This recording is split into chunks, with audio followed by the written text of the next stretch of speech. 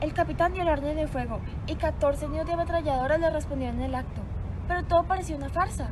Era como si las ametralladoras hubieran estado cargadas con engañifas de pirotecnia, porque escuchaba su anhelante tableteo y se veían sus escupitazos incandescentes, pero no se permitía la más leve reacción, ni una voz, ni siquiera un suspiro, entre la muchedumbre compacta que parecía petrificada por una invulnerabilidad instantánea.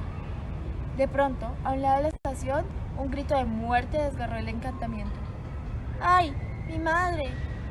Una fuerza sísmica, un aliento volcánico, un rugido de cataclismo estallaron en el centro de la muchedumbre con una descomunal potencia expansiva. José Arcadio II apenas tuvo tiempo de levantar al niño, mientras la madre con el otro era absorbido por la muchedumbre centrifugada por el pánico. Varias voces gritaron al mismo tiempo: tírense al suelo, tírense al suelo. Ya los de la primera línea lo habían hecho, barridos por las ráfagas de metralla. Los sobrevivientes, en vez de tirarse al suelo, trataron de volver a la plazoleta, y el pánico dio entonces un coletazo de dragón, y los mandó en una oleada compacta contra otra oleada compacta que se movía en sentido contrario, despedida por otro coletazo de dragón de la calle opuesta, donde también las ametralladoras disparaban sin tregua. Estaban acorralados, girando en un torbellino gigantesco, que poco a poco se reducía a su epicentro, porque sus bordes iban siendo sistemáticamente recortados en redondo, como pelando una cebolla, por las tijeras insaciables y metódicas de la metralla. El niño vio una mujer arrodillada, con los brazos en cruz, en un espacio limpio, misteriosamente vedado a la estampida. Allí lo puso José Arcadio II, en el instante de derrumbarse con la cara bañada en sangre, antes de que el tropel colosal arrasara con el espacio vacío, con la mujer arrodillada, con la luz del alto cielo de sequía y con el puto mundo donde Úrsula Iguarán había vendido tantos animalitos de caramelo. Cuando José Arcadio II despertó, estaba boca arriba en las tinieblas. Se dio cuenta de que iba en un tren interminable y silencioso, y de que tenía el cabello apelmazado por la sangre seca y le dolían todos los huesos. Sintió un sueño insoportable, dispuesto a dormir muchas horas, a salvo del terror y el olor. Se acomodó de un lado que menos le dolía, y solo entonces descubrió que estaba acostado sobre los muertos. No había un espacio libre en el vagón, salvo el corredor central. Debían de haber pasado varias horas después de la masacre porque los cadáveres tenían la misma temperatura del yeso en otoño y su misma consistencia de espuma petrificada, y quienes los habían puesto en el vagón tuvieron tiempo de arrumos en el orden y en el sentido en que se transportaban los racimos de banano. Tratando de fugarse de la pesadilla, José Arcadio II se arrastró de un vagón a otro, en la dirección en que avanzaba el tren, y en los relámpagos que estallaban por entre los listones de madera, al pasar por los pueblos dormidos, veía a los muertos hombres, los muertos mujeres, los muertos niños, que iban a ser arrojados al mar como el banano de rechazo. Solamente reconoció a una mujer que vendía refrescos en la plaza, y al coronel Gavilán, que todavía llevaba enrollado en la mano el cinturón con la hebilla de plata morelina, con que trató de abrirse camino a través del pánico. Cuando llegó al primer vagón, dio un salto en la oscuridad y se quedó tendido en la zanja, hasta que el tren acabó de pasar. Era el más largo que había visto nunca, con casi 200 vagones de carga, una locomotora en cada extremo y una tercera en el centro. No llevaba ninguna luz, ni siquiera las rojas y verdes lámparas de posición, y se deslizaba a una velocidad nocturna y sigilosa. Encima de los vagones se veían los bultos oscuros de los soldados con las ametralladoras emplazadas. José Arcadio II no habló mientras no terminó de tomar el café. Debían ser como 3000, murmuró. ¿Qué? Los muertos, aclaró él. Debían ser todos los que estaban en la estación. La mujer lo midió con una mirada de lástima. Aquí no ha habido muertos, dijo. Desde los tiempos de tu tío, el coronel, no ha pasado nada en Macondo. En 3 cocinas donde se detuvo José Arcadio II, antes de llegar a la casa, le dijeron lo mismo. No hubo muertos. Pasó por la plazoleta de la estación y vio las mesas de fritanga amontonadas una encima de otra, y tampoco allí encontró rastro alguno de la masacre. Las calles estaban desiertas bajo la lluvia tenaz, y las casas cerradas, sin vestigios de vida interior. La única noticia humana era el primer toque para misa. Llamó en la puerta de la casa del coronel Gavilán. Una mujer encintada, a quien había visto muchas veces, le cerró la puerta en la cara. Se fue, dijo asustada. Volvió a su tierra. La entrada principal del gallinero alambrado estaba custodiada, como siempre, por 2 policías locales que parecían piedra bajo la lluvia, con impermeables y cascos de huele. En su callecita marginal, los negros antillanos cantaban a coros los salmos del sábado. José Arcadio II saltó a la cerca del patio y entró por la casa, por la cocina. Santa Sofía de la Piedad apenas levantó la voz. Que no te vea Fernanda, dijo. Hace un rato se estaba levantando. Como si cumpliera un pacto implícito, llevó al hijo al cuarto de las vacinillas, le arregló el desvenciado catre de Melquiades y a las 2 de la tarde, mientras Fernanda hacía la siesta, le pasó por la ventana un plato de comida. Aureliano II había dormido en casa porque allí lo sorprendió la lluvia, y a las 3 de la tarde todavía seguía esperando que escampara. Informado en secreto por Santa Sofía de la Piedad, a esa hora visitó a su hermano en el cuarto de Melquiades. Tampoco él creyó la versión de la masacre, ni la pisadilla del tren cargado de muertos que viajaba hacia el mar.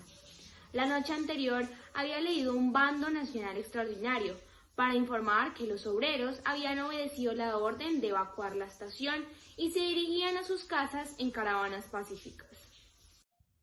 El bando informaba también que los dirigentes sindicales, con un elevado espíritu patriótico, habían reducido sus peticiones a 2 puntos: reforma de los servicios médicos y construcción de letrinas en las viviendas.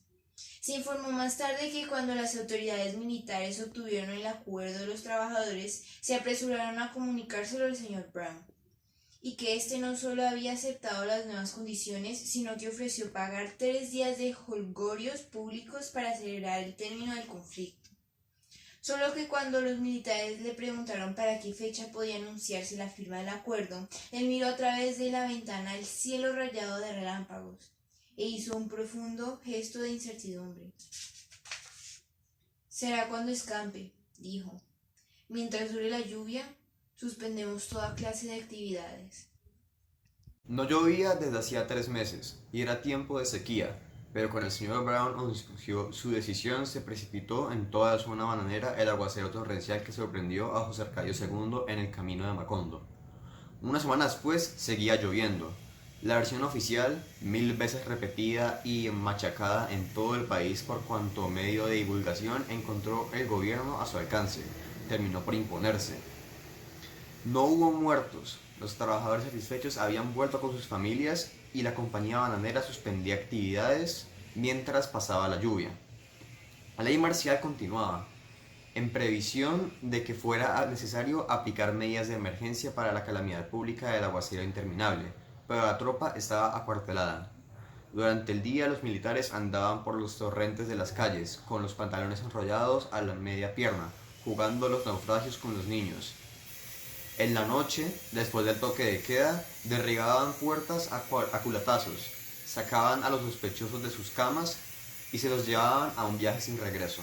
Era todavía la búsqueda y el exterminio de los malhechores, asesinos, incendiarios y revoltosos del decreto número 4, pero los militares lo negaban a los propios parientes de sus víctimas, que desbordaban la oficina de los comandantes en busca de noticias. Seguro que fue un sueño, insistían los oficiales. En Macondo no ha pasado nada, ni está pasando, ni pasará nunca. Este es un pueblo feliz. Así consumaron el exterminio de los jefes sindicales. El único sobreviviente fue José Arcadio II. Una noche de febrero se oyeron en la puerta los golpes inconfundibles de las culatas. Aureliano II, que seguía esperando que escampara para salir, les abrió a 6 soldados al mando de un oficial. Empapados de lluvia, sin pronunciar una palabra, registraron la casa cuarto por cuarto, armario por armario, desde las salas hasta el granero. Úrsula despertó cuando encendieron la luz del aposento y no exhaló un suspiro mientras duró la requisa, pero mantuvo los dedos en cruz, moviéndolos hacia donde los soldados se movían. Santa Sofía de la Piedad alcanzó a prevenir a José Arcadio II que dormía en el cuarto de Melquiades, pero él comprendió que era demasiado tarde para intentar la fuga. De modo que Santa Sofía de la Piedad volvió a cerrar la puerta, y él se puso la camisa y los zapatos, y se sentó en el catre a esperar a que llegaran. En ese momento estaban requisando el taller de orfebrería. El oficial había hecho abrir el candado y con una rápida barrida de la linterna había visto el mesón de trabajo y la vidriera con los frascos de ácido y los instrumentos que seguían en el mismo lugar en el que los dejó su dueño. Y pareció comprender que en aquel cuarto no vivía nadie. Sin embargo, le preguntó astutamente a Aureliano II si era platero, y él explicó que aquel había sido el taller del coronel Aureliano Buendía. Ajá, hizo el oficial, y encendió la luz y ordenó una requisa tan minuciosa que no se les escaparon los 18 pescaditos de oro que se habían quedado sin fundir, y que estaban escondidos detrás de los frascos con el tarro de lata. ¿Cuántas personas viven en esta casa?, preguntó. 5. El oficial evidentemente no entendió. Detuvo la mirada en el espacio donde Aureliano II y Santa Sofía de la Piedad seguían viendo a José Arcadio II, y también este se dio cuenta de que el militar lo estaba mirando sin verlo. Luego apagó la luz y abusó la puerta. Cuando les habló a los soldados, entendió Aureliano II que el joven militar había visto el cuarto con los mismos ojos con que lo vio el coronel Aureliano Buendía. Es verdad que nadie estaba en ese cuarto por lo menos en un siglo, dijo el oficial a sus soldados. Ahí debe haber hasta culebras. Al cerrarse la puerta, José Arcadio II tuvo la certidumbre de que su guerra había terminado. Años antes, el coronel Aureliano Buendía había hablado con la fascinación de la guerra y había tratado de mostrarle con ejemplos intocables sacados de su propia experiencia. Él le había creído, pero la noche en que los militares los miraron sin verlo, mientras pasaban la tensión de los últimos meses, en la miseria de la cárcel, en el pánico de la estación, en el tren cargado de muertos, José Arcadio II llegó a la conclusión de que el coronel Aureliano Buendía fue más que un farsante o un imbécil. No entendía que hubiera necesitado tantas palabras para explicar lo que sentía en la guerra, si con una sola bastaba: miedo.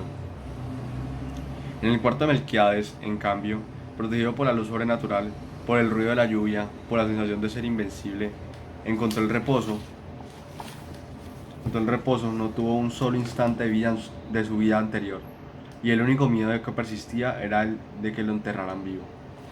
Se lo contó a Santa Sofía de la Piedad, que le llevaba las comidas diarias, y ella le prometió luchar por estar viva hasta más allá de sus fuerzas, para asegurarse de que lo enterraran muerto. A salvo de todo temor, José Arcadio II se dedicó entonces a repasar muchas veces los pergaminos de Melquiades, y tanto más a gusto cuanto menos los entendía. Acostumbrado al ruido de la lluvia, que a los 2 meses se convirtió en una forma nueva de silencio, lo único que perturbaba su soledad eran las entradas y salidas de Santa Sofía de la Piedad.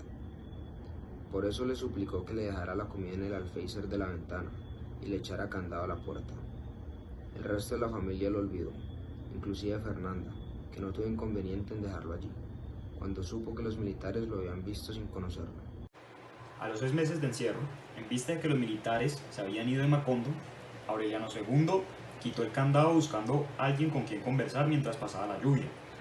Desde que abrió la puerta se sintió agredido por la pestilencia de las vasinillas que estaban puestas en el suelo, y todas muchas veces ocupadas. José Arcadio II, devorado por la pelambre indiferente, al aire enrarecido por los vapores nauseabundos, seguía leyendo y releyendo los pergaminos ininteligibles. Estaba iluminado por un resplandor seráfico. Apenas levantó la vista cuando sintió abrirse la puerta, pero a su hermano le bastó aquella mirada para haber repetido en ella el destino irreparable del bisabuelo. Eran más de 3000. Fue todo cuanto dijo José Arcadio II. Ahora estoy seguro que eran todos los que estaban en la estación.